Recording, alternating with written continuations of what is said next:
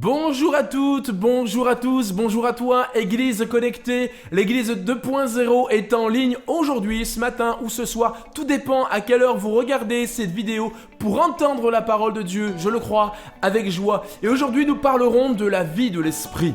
Il est très important pour nous chrétiens d'apprendre à vivre, à marcher selon l'Esprit. C'est l'un des ordres qui nous est donné dans la parole de Dieu dans Galates chapitre 5 verset 16 où il est écrit « Marchez selon l'Esprit ». La Bible, Dieu nous commande de marcher selon l'Esprit. La vie de l'Esprit, c'est le fait de marcher selon des principes spirituels, des principes inspirés par l'Esprit de Dieu. Mais vivons-nous vraiment la vie de l'Esprit? Je crois qu'il y a encore beaucoup de confusion dans les pensées de plusieurs en ce qui concerne la vie de l'Esprit. Beaucoup de chrétiens la recherchent, mais ignorent ce qu'elle est réellement. Et nous verrons que la vie de l'Esprit impose bien plus de sacrifices que ce que nous pourrions imaginer. Je vous propose de nous retrouver juste après le générique et puis un temps de louange bien au travers de petits clips qu'on vous a préparés.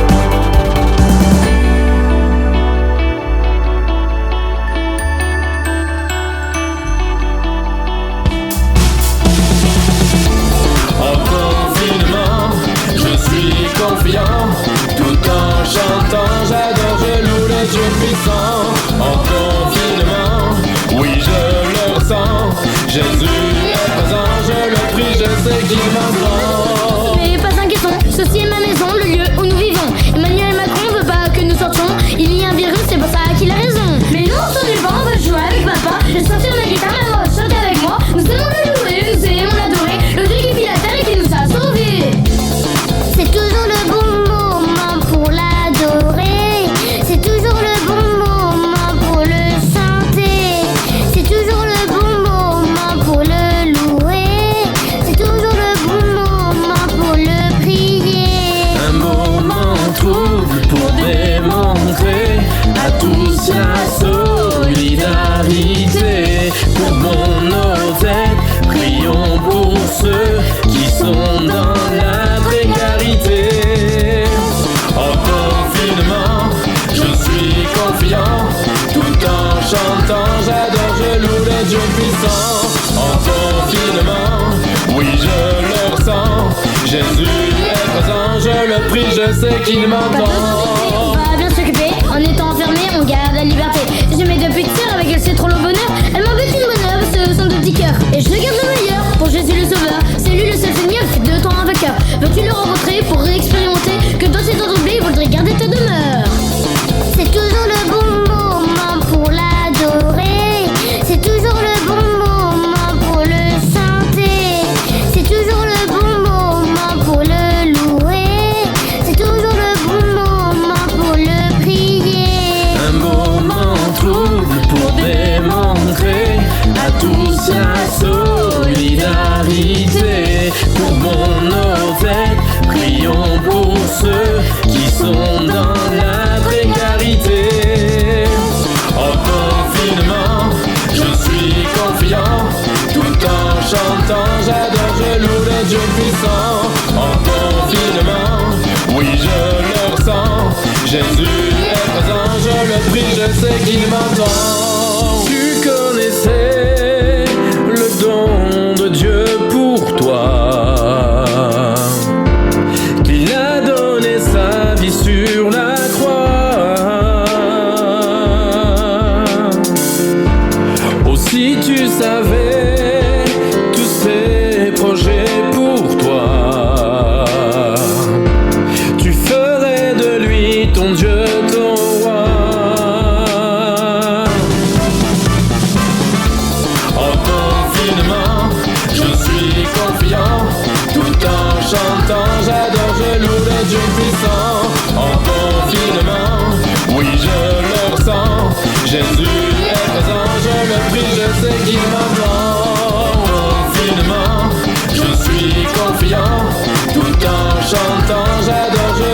Dieu puissant, en confinement, oui je le ressens. Jésus est présent, je le prie, je sais qu'il m'entend.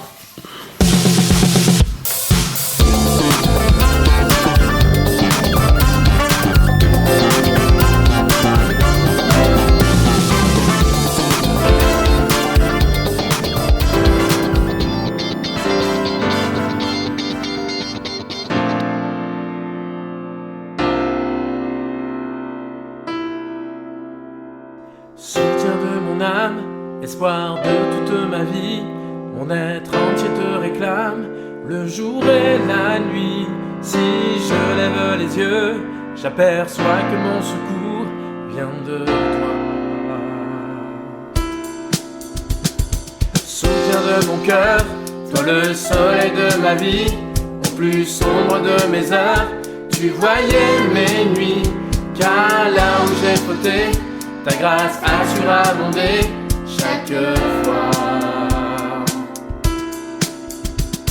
Même si je n'ai pas grand chose à donner, je sais dans tes bontés, tu m'acceptes comme je suis.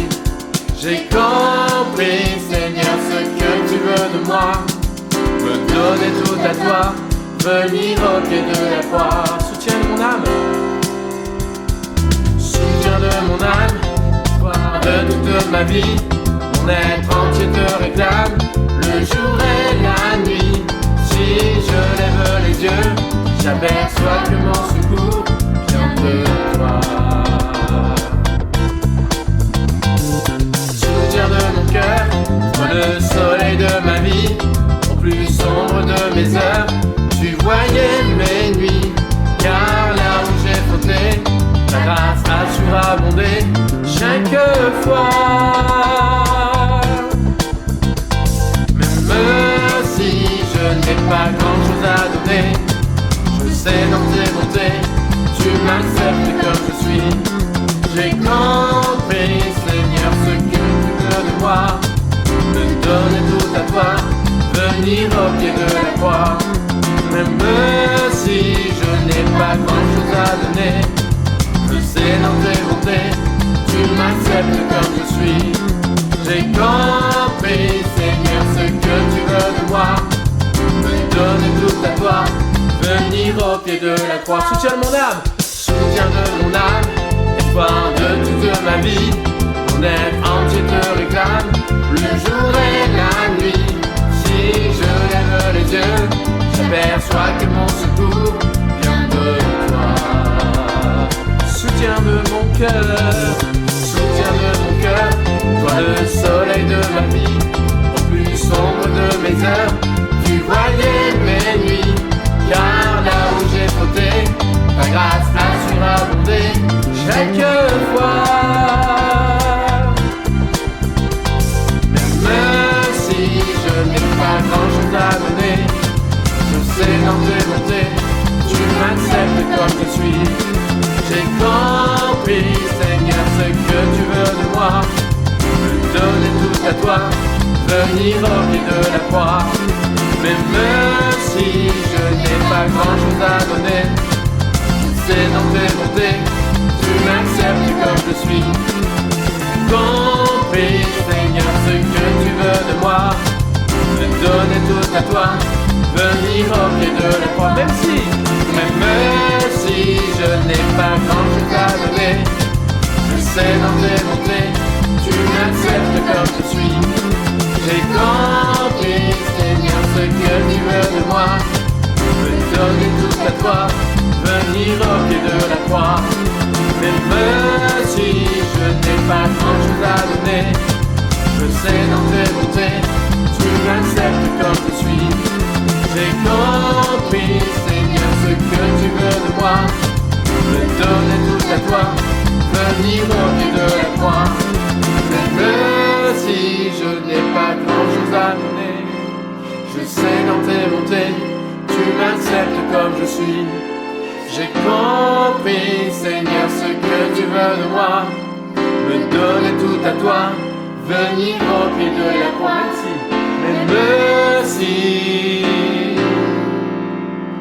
Même si Même si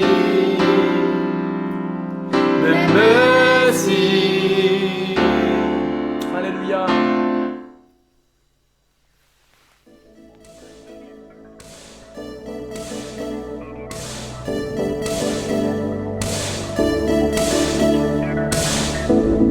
La nuit tombe, tout est sombre, j'entends ton appel.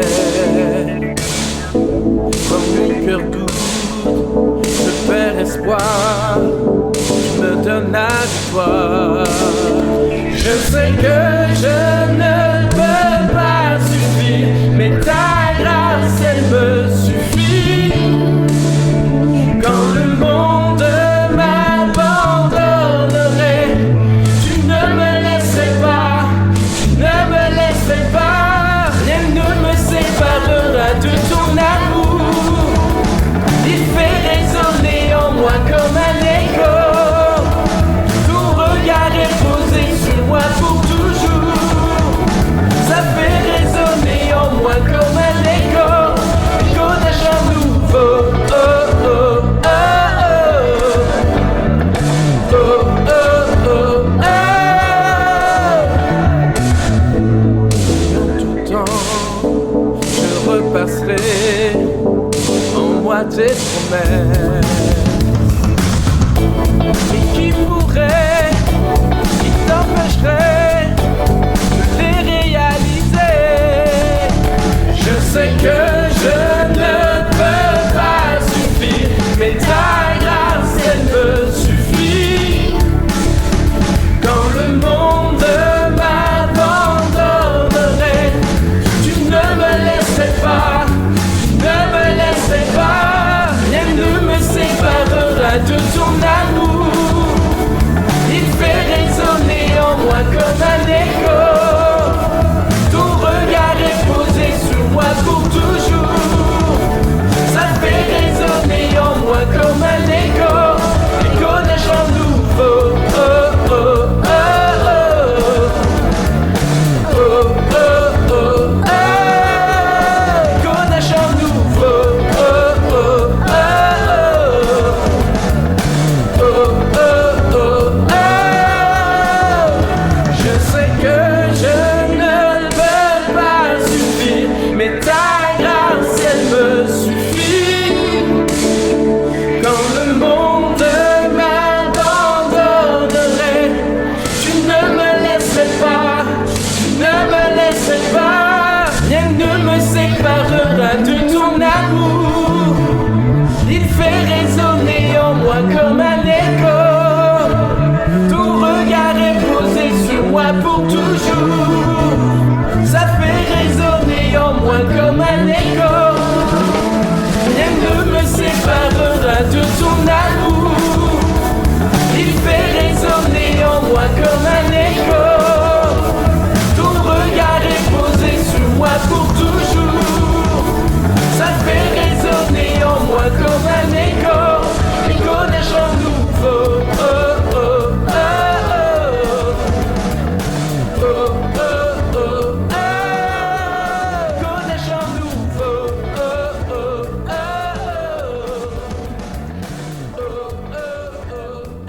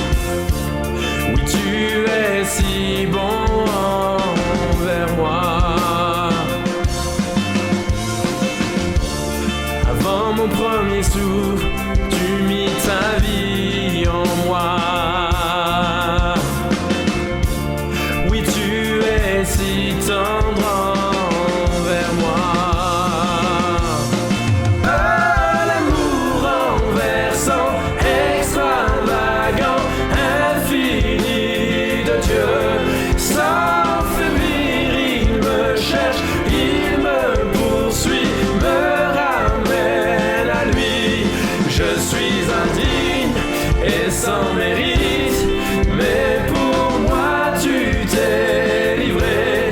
Oh, l'amour renversant, extravagant, infini de Dieu.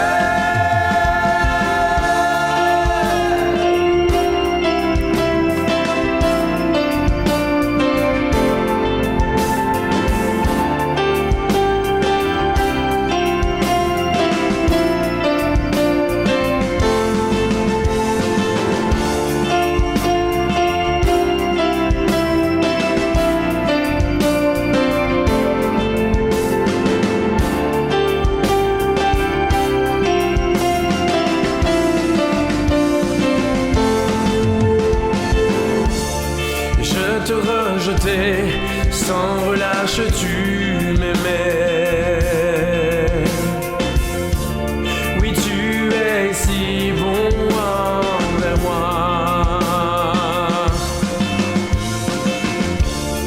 Je me sentais vain, tu m'as offert la croix. Oui, tu es si tendre envers moi.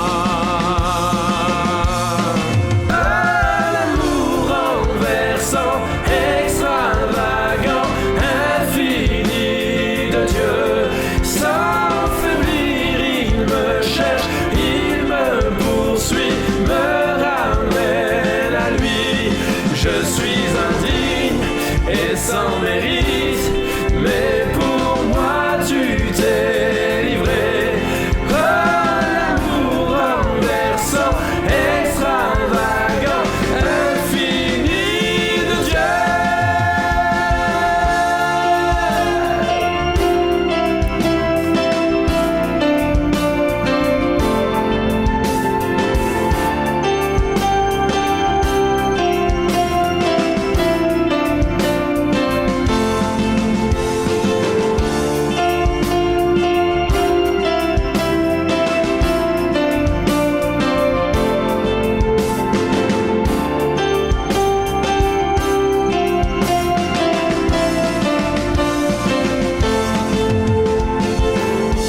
Aucune ombre n'est trop sombre, ni monde trop élevé pour que tu me cherches.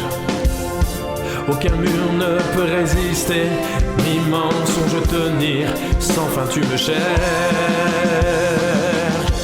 Aucune ombre n'est trop sombre, ni monde trop élevé pour que tu me cherches.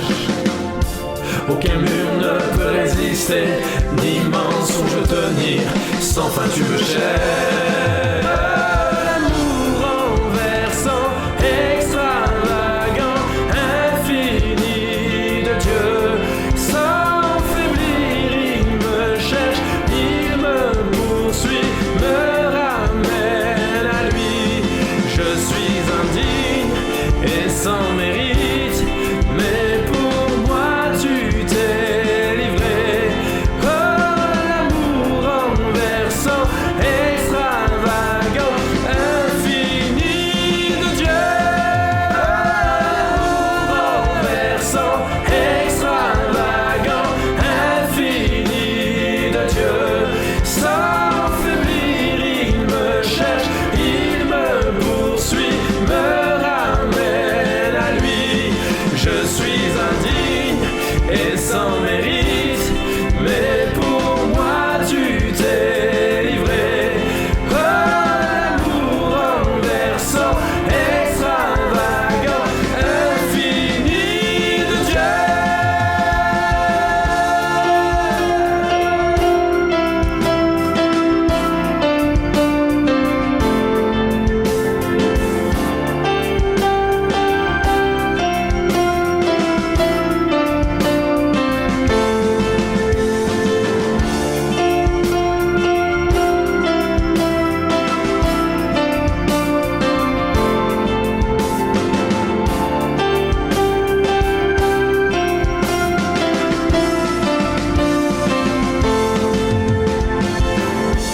Aucune ombre n'est trop sombre, ni monde trop élevé pour que tu me cherches.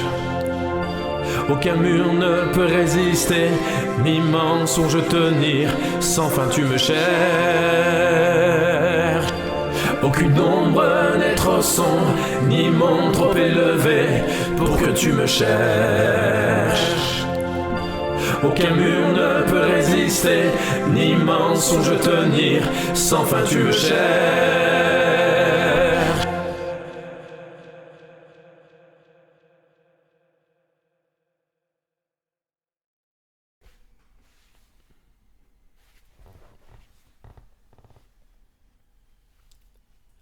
Alors voulons-nous vivre la vie de l'esprit? Faisons une lecture dans Romains chapitre 8 du verset 1 à 14. Voici ce qu'il est écrit. Il n'y a donc maintenant aucune condamnation pour ceux qui sont en Jésus-Christ. En effet, la loi de l'esprit de vie en Jésus-Christ m'a affranchi de la loi du péché et de la mort.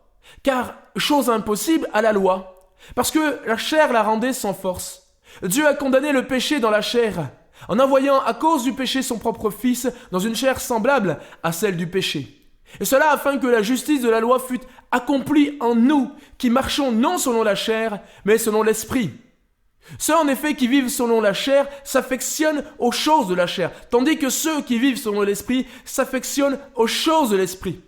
Et l'affection de la chair, c'est la mort, tandis que l'affection de l'esprit, c'est la vie et la paix.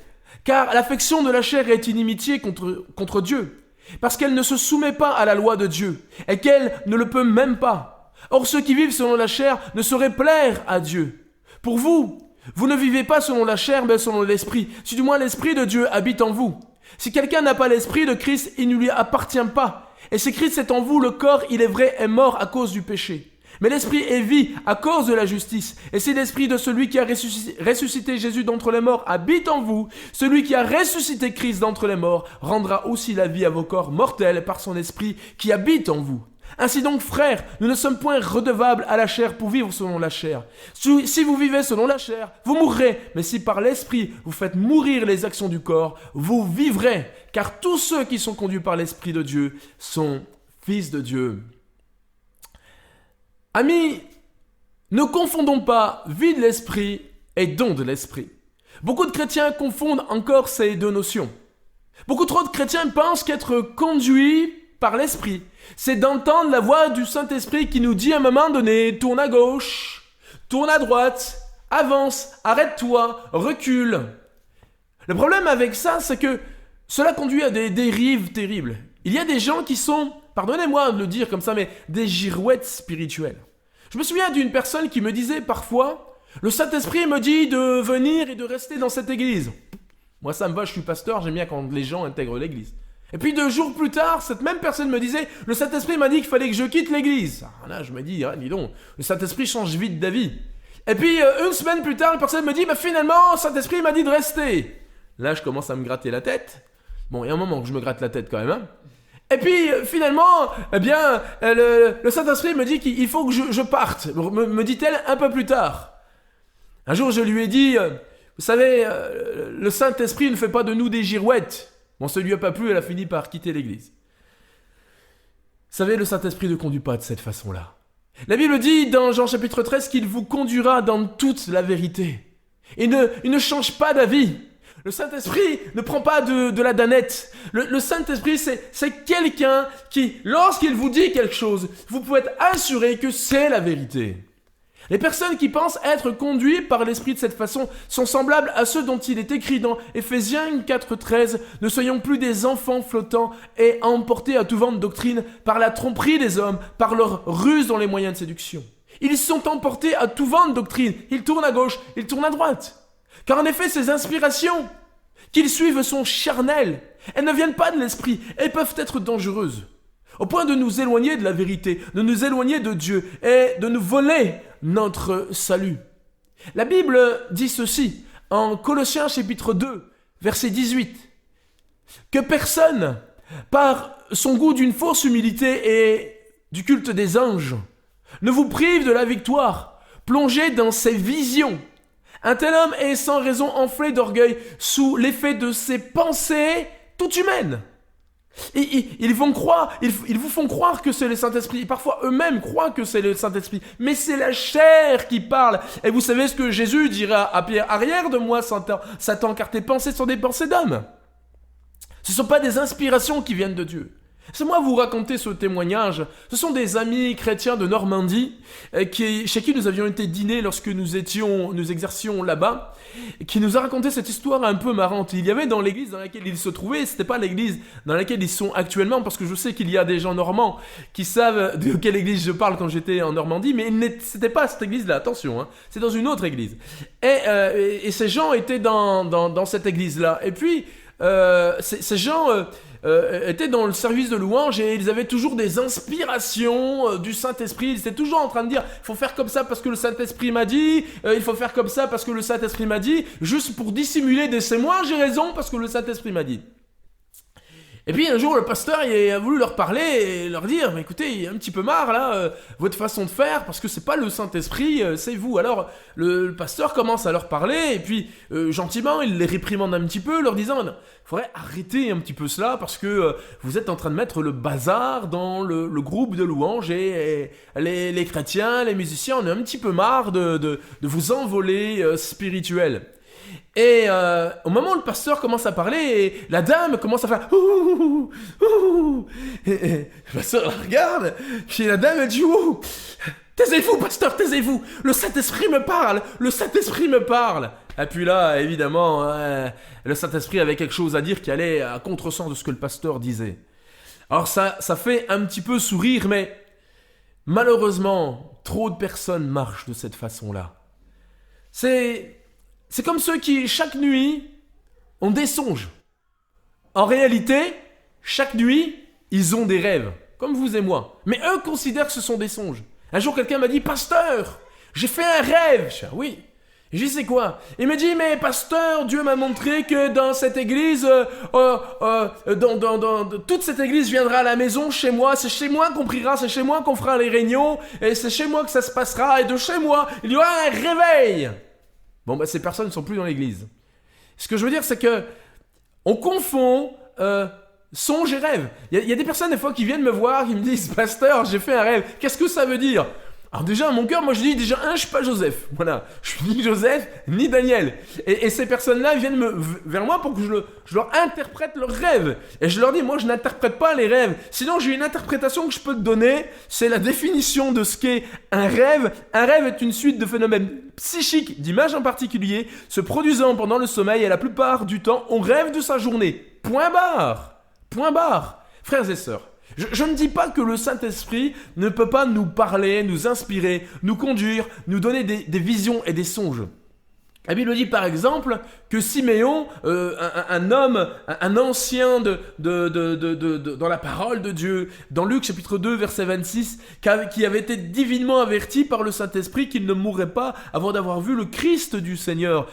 Et il est venu au temple d'ailleurs poussé par l'Esprit. Donc on voit que le Saint-Esprit agissait en lui. En Matthieu chapitre 4 verset 1, il est dit de Jésus qu'il fut emmené par l'Esprit dans le désert pour être tenté par le diable. Mais ce n'est pas cela vivre par l'Esprit. Ce n'est pas cela être conduit et bien comprendre, avoir une conduite spirituelle. C'est pas cela.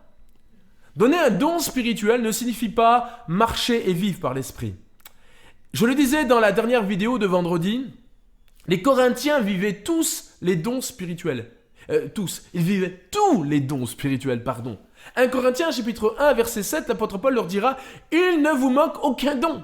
C'est très important. Ceux qui confondent les dons spirituels et la vie spirituelle auraient pensé que les Corinthiens étaient super spirituels. Imaginez!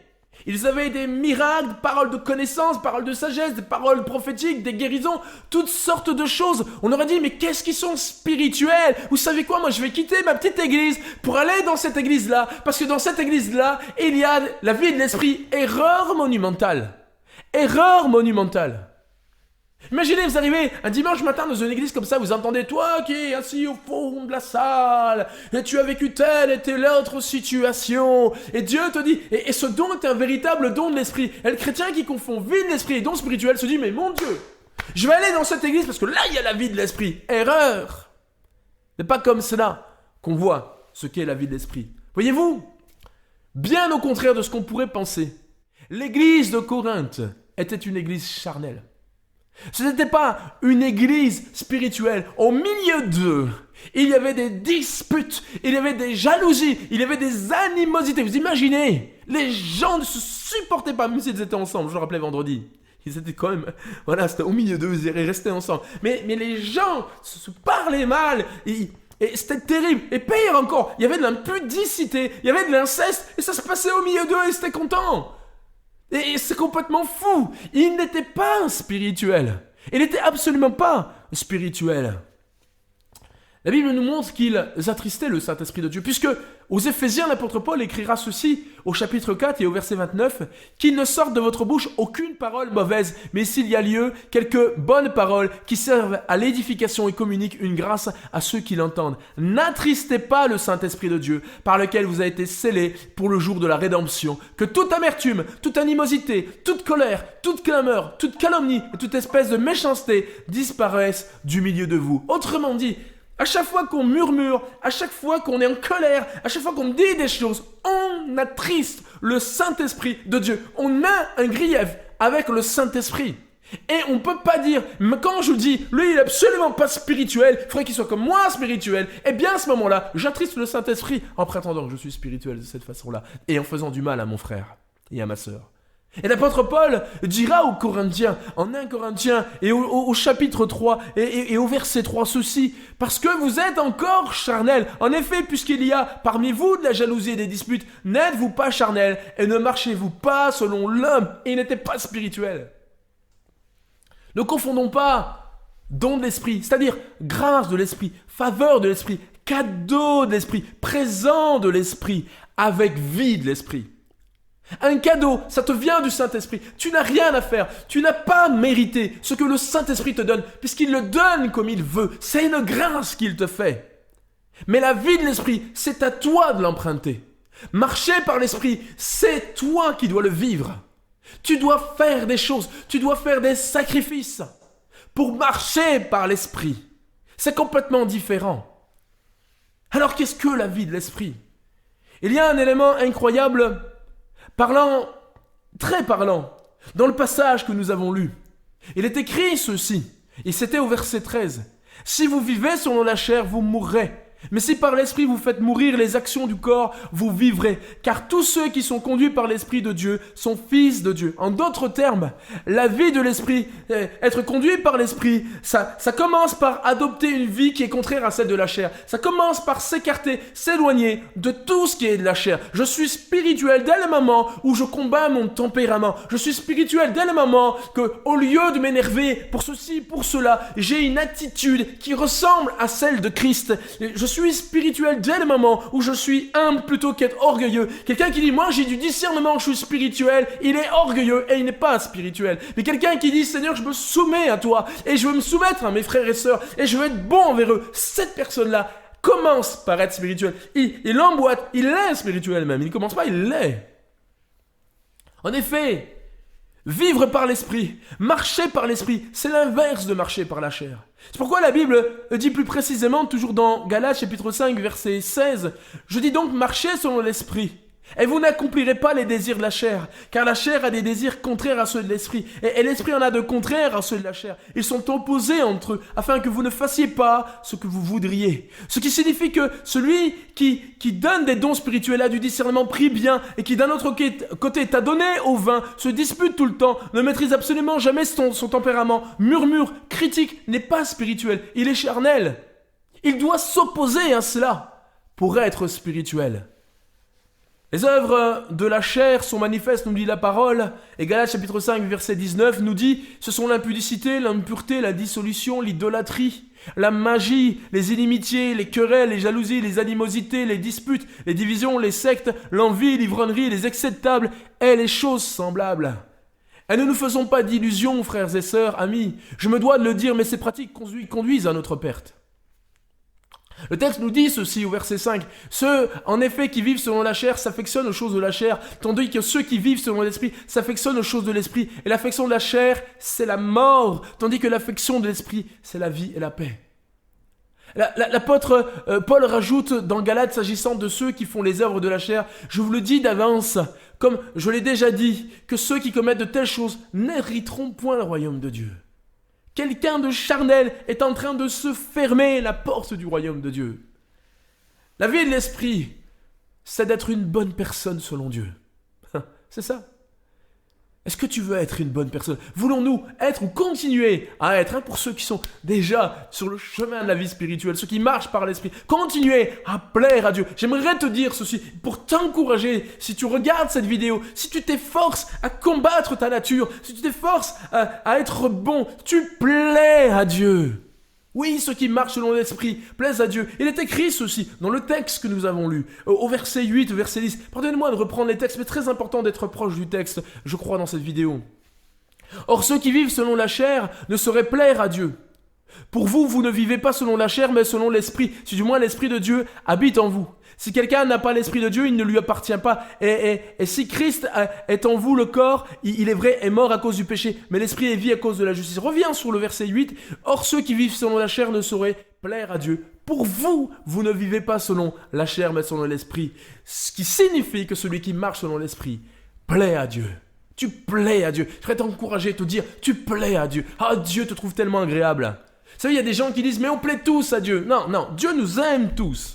Dieu nous aime tous. Vous savez, je crois que ma femme m'aime. Ah ouais, elle m'aime. Je crois vraiment qu'elle m'aime. Je suis quelqu'un de vraiment privilégié. J'ai une femme qui m'aime. Eh bien, écoutez bien cela. Des fois, je lui plais pas. Est-ce que des fois, j'ai pas le bon comportement? Eh bien, parfois, je m'agace. Parfois, je laisse la chair submerger. Et je ne lui plais pas. Et vous savez quoi? Je ne plais pas à Dieu non plus lorsque je fais cela. Et ça lui plaît pas. Mais par contre, quand je lui suis tendre, quand je la prends dans mes bras, quand je fais des choses pour elle, je l'aide, et là, je lui plais. Alors qu'elle m'aimait, elle m'aime dans toutes les circonstances. Mais là, je lui plais. C'est aussi simple que cela, s'agissant de notre Dieu. Et pour faire ce qui lui est agréable, pour plaire à Dieu, pour faire le contraire des désirs de la chair, il faut commencer par y mettre tout son cœur. C'est pour ça qu'il est écrit qu'il faut s'affectionner aux choses de l'esprit. C'est une question de cœur. Jésus disait, là où est votre trésor, là aussi sera votre cœur. Si tu mets tout ton cœur, tous tes sentiments, toutes tes émotions à faire ce que Dieu te demande, à plaire à Dieu, à lutter contre la chair, à t'éloigner contre les choses de la chair, eh bien, si tu mets ton cœur, tu vas plaire à Dieu. Mets ton cœur à ces choses. Mets ton cœur à ces ouvrages. Mettre son cœur, c'est mettre ses sentiments dans ce qui est bon. Alors forcément, nous finirons par lui être agréable. Le texte nous dit, si par l'esprit vous faites mourir les actions du corps, vous vivrez. Et nous savons que c'est Dieu qui donne la vie. C'est Dieu qui nous apporte la vie éternelle. Il t'apporte la vie. Et c'est comme si la vie est entrée en toi. Vous savez, Jésus disait qu'il mettra en nous des sources d'eau vive. Eh bien, cette source d'eau vive jaillit. Plus tu marches dans les choses de Dieu, plus tu es bon. Et c'est quoi marcher par l'esprit? C'est quoi? Eh bien, marcher par l'esprit, ça nous est, je dirais, quelque part défini par le fruit de l'esprit dans Galates chapitre 5, verset 22. C'est quoi? C'est manifester l'amour, la joie, la paix, la patience, la bonté, la bénignité, la fidélité, la douceur, la tempérance. Toutes ces choses font jaillir la vie de Dieu en toi, la vie de Christ, la vie de l'Esprit en nous. Quand je fais ces choses-là, voilà ce qui se passe lorsque nous marchons par l'Esprit. D'abord, nous débordons d'amour. Et on peut parler en langue tant qu'on veut. On peut donner des dons spirituels, de grandes prophéties, on peut faire des miracles, prétendre « je suis un homme de foi » ou alors « je suis un homme de prière ». S'il n'y a pas l'amour, je ne suis pas un homme de l'esprit. Et l'apôtre Paul écrira même dans 1 Corinthiens 13 « si je n'ai pas l'amour, je ne suis rien ». Il rajoutera même, je ne sers de rien, ça sert à rien, il n'y a pas l'amour, c'est vide. Je dois vivre par l'esprit. Ce n'est pas donner un don spirituel qui fait de moi un homme de l'esprit, mais c'est que si j'aime, je suis un homme de l'esprit. Si j'ai de l'amour à en déborder, je suis un homme et une femme de l'esprit. C'est ça, marcher par l'esprit. Entre autres, je ne sais pas citer toutes les œuvres du fruit, ou toutes les actions, toutes les manifestations plutôt du fruit de l'esprit. Je vais en citer que 3 et je commence par l'amour. Donc, pour devenir spirituel, pour être conduit par Dieu, je dois me poser cette question. est-ce que j'aime? Est-ce que j'aime vraiment? Moi, j'ai rencontré une sœur qui en voulait à une autre sœur à qui je disais, mais aime-la. En réalité, j'essaie de lui expliquer que moi, elle m'en voulait parce que j'aimais cette sœur et je l'aimais aussi. Mais comme elle n'aimait pas cette sœur, elle voulait que je haïsse cette sœur. Mais moi, je pouvais pas haïr cette sœur. Je l'aimais. Je lui disais, non, tu dois l'aimer. Elle disait, mais moi, je l'aime, mais je lui parlerai pas. Je suis désolé, mais ça, ce n'est pas l'amour. Ça, ce n'est pas l'amour, ce n'est jamais l'amour. J'invite les personnes, chacun d'entre nous, à relire 1 Corinthiens 13. Je ne vais pas vous lire là, mais l'amour, la définition de l'amour que nous devons manifester, c'est autre chose. C'est quelque chose de bien plus spirituel, de bien plus puissant. L'amour ne se cherche pas d'excuses. L'amour est la porte ouverte à la véritable vie spirituelle. L'amour m'ouvre vraiment des perspectives extraordinaires pour marcher, pour vivre l'église, pour être avec mes frères et sœurs, pour prier pour eux. Comment puis-je vraiment, véritablement prier pour ceux que je n'aime pas? Mais si j'ai de l'amour, il y a la passion dans mes prières. Je brûle en moi de prier pour mes frères et sœurs. Waouh! Ça, c'est l'amour. Parlons maintenant de la joie. Saviez-vous que manifester de la joie est une vertu spirituelle? C'est très important. Si donc je suis toujours malheureux, si donc je fais toujours la tête, c'est qu'il y a un problème spirituel. C'est comme ça. Il y a un problème spirituel. Sinon, pourquoi l'apôtre Paul écrit dans Philippiens chapitre 4, verset 4, « Réjouissez-vous toujours dans le Seigneur », je le répète, réjouissez-vous.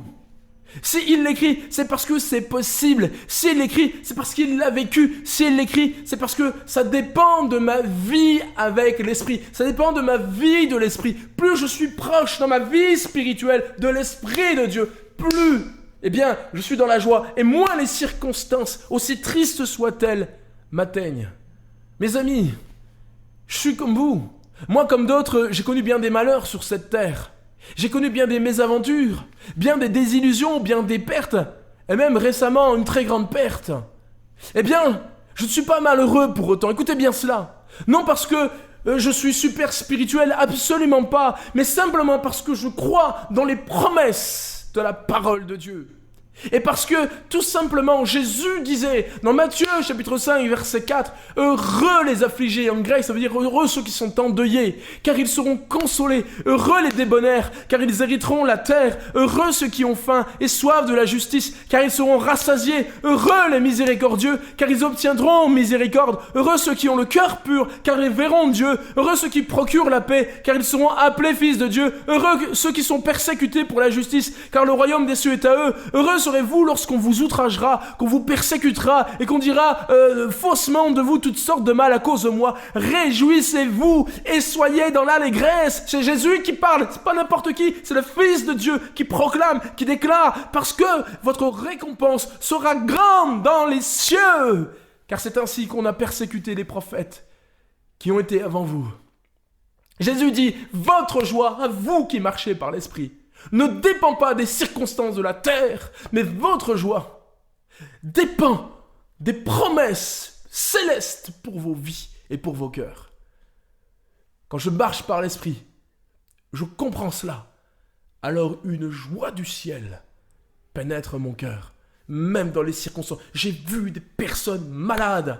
J'ai vu des personnes mourir. J'ai vu plusieurs chrétiens mourir et être dans la joie. J'ai même vu une personne très récemment, ceux qui regardent cette vidéo, reconnaîtront très récemment, qui mourait dans la joie. Un jour, alors que je le visitais sur son lit de mort, et il riait et on a ri ensemble. Il me disait, je vais voir bientôt mon Seigneur. Il y avait la présence de Dieu qui est descendue. Oui, là, l'Esprit de Dieu est descendu. Puissamment, j'ai été touché dans mon cœur. On a commencé à pleurer ensemble, non pas de tristesse, mais parce que Dieu touchait nos vies, parce qu'il touchait nos cœurs. On était là, peut-être certains ne comprenaient pas, mais il y avait la puissance de Dieu, la présence de Dieu.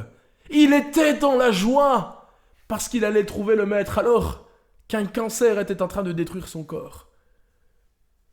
C'est possible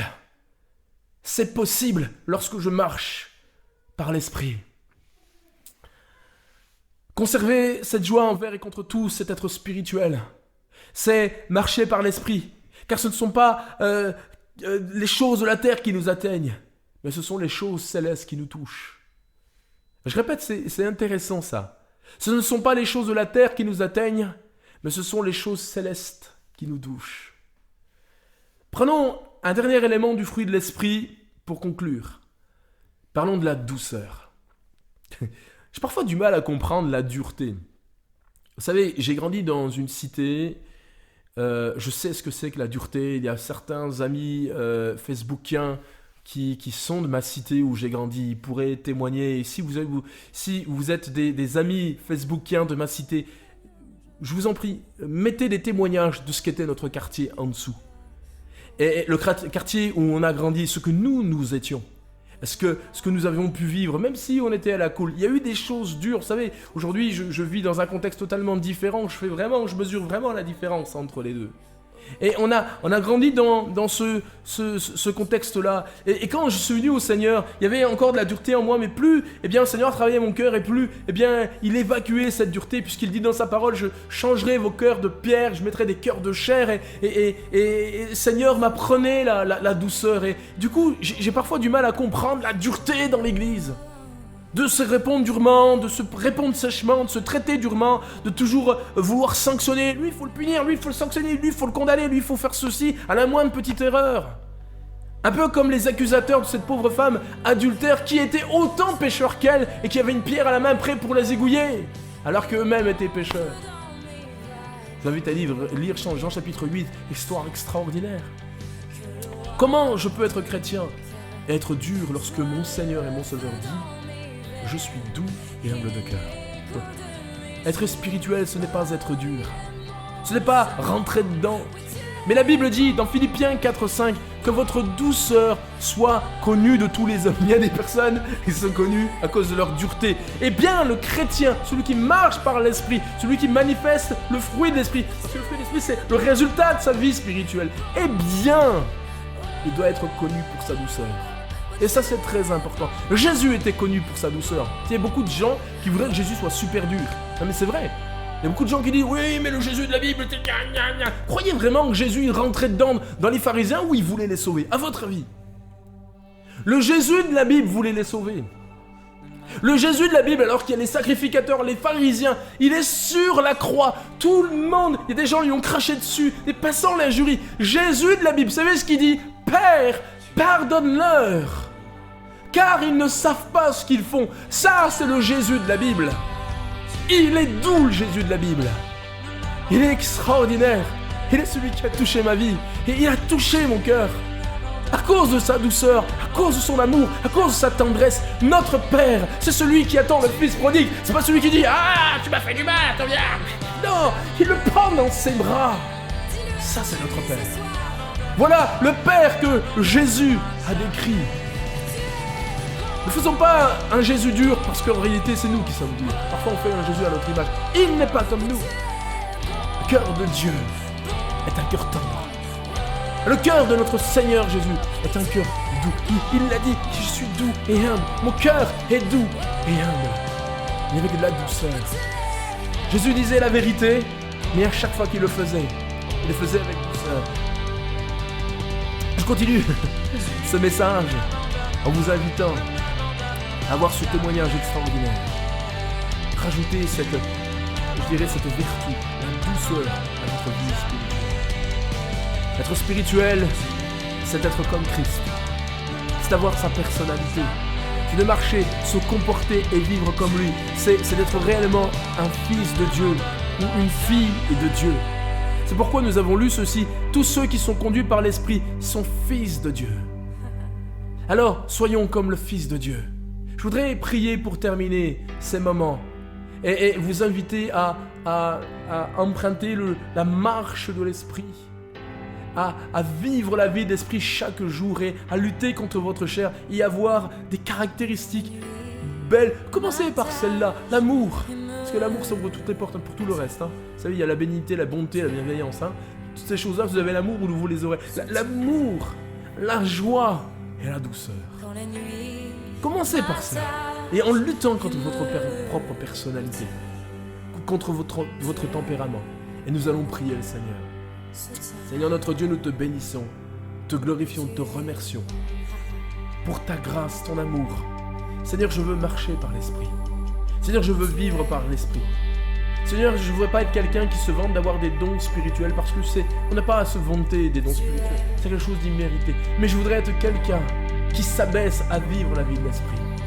Seigneur, aide-moi, aide mon ami, mon frère, ma soeur qui a entendu ce message, qui se dit moi aussi, je veux serrer ces paroles sur mon cœur et embrasser le chemin de la vie spirituelle. Seigneur, je prie dans le nom de Jésus. Je dis Amen. Voilà, on se retrouve bientôt pour une nouvelle vidéo. Que le Seigneur vous bénisse.